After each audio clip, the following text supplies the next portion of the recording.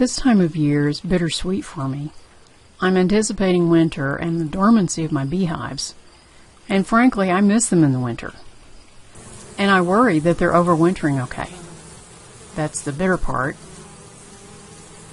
The sweet part obviously has to do with the final honey harvest, not just for me, but for the bees. It's September 19th. I made my last harvest about a week and a half ago. Now it's my job as a beekeeper to make sure they're going to get through the winter with what they need.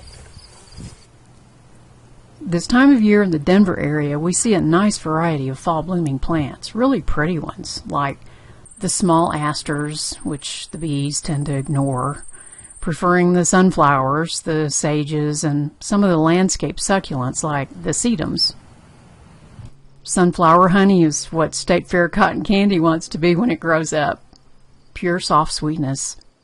There's one plant, though, that a lot of people tend to consider as a huge weed, maybe only good for erosion control, and this is the very plant that the bees are all over in the fall, and may very well be responsible for getting them through the winter.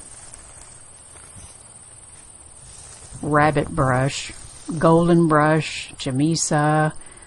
There are a number of species of this rough rambling shrub in the western U.S.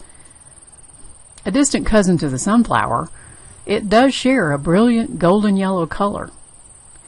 But there the similarity ends. Where the sunflower has a light, sweet scent, chamisa has, as they might say down south, a real wang to it. Sharply sour. This carries over into a dark, pungent honey that you pick up on immediately, even outside the hive. Whew. Varietal honey fans love this kind of thing, but it's probably not something you'd want to add to your subtle cup of Darjeeling. The great thing about chamisa is that it's one of the few perfect food plants for bees, meaning they can harvest both nectar and pollen from it. If nectar is their basic carbohydrate food, then pollen is the protein. They need both. This honeybee on chamisa is so coated with pollen she looks like another species. She'll unload her pollen baskets when she gets home, and her sisters will also help clean her off, also saving whatever she wears back home.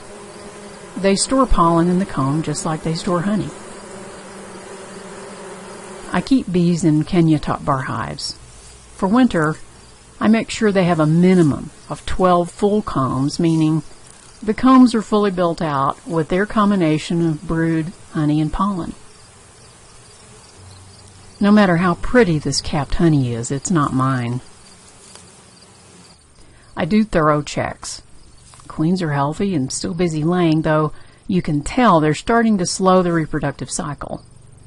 They're cutting back, and only a core group of bees will overwinter with the queen. Now's a good time to do some hive maintenance, too. In my case, I give the hive tops a coat of paint, make sure they don't leak. I'll wait till the cold really starts to hit before I do anything else to block wind and snow. I love these warm fall days, listening to the buzz. It may be an odoriferous buzz, but it's happy.